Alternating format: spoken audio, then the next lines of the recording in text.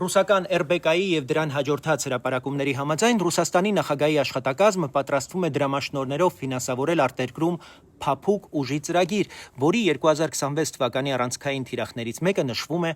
Հայաստանը։ Խոսքը մոտ $165 միլիոն ընդհանուր բյուջե ունեցող ծրագրի մասին է, որը համակարգելու է ոչ անհայտ տխրահռչակ Սերգեյ Կիրիենկոն։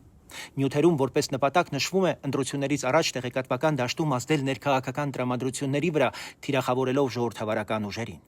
Ինչ է սա իրականում նշանակում։ Սա տեղեկատվական պատերազմ է, կեղծ լուրեր, սադրանքներ, վախի ու սպառնալիքի քարոզ, կիբերհարձակումներ ու մեր տնտեսական կախվածության շահարկում որպես ճնշման լծակ։ Նույն թեզը, եթե արևմուտքի հետ աշխատեք, պատերազմ կլինի, նույն հնարքը թուրքական գործոնով վախեցնել, որ հրաժարվենք մեր անկախ ընտրության հնարավորությունից։ Եվ սա սաստկանալու է Հայաստան Միացյալ Նահանգներ վերջին համաձայնեցված փաստաթղթից հետո, որովհետև հիմա ամեն ինչ ավելի կոնկրետ է։ Օրերս հունվարի 14-ին հրապարակվեց տրիպի Հայաստան Միացյալ Նահանգներ իրականացման շրջանակը, որտեղ բաց տեքստով խոսվում է Հայաստանի ինքնիշխանության, ռազմավարական գործընկերության եւ երկարաժամկետ համագործակցության մասին։ Երբ Հայաստանը մտնում է ավելի կանխատեսելի եւ ամուր արևմտյան համագործակցության դաշտ, Մոսկվան փորձելու է խափանել դա, ներսից պառակտելով, խուճապ սերմանելով, կեղծ օրակարգ հաստատելով։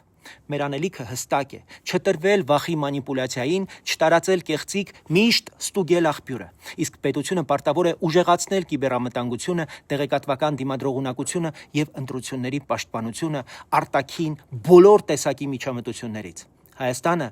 ազդեցության գոտի չէ, Հայաստանն իր քաղաքացիների պետությունն է։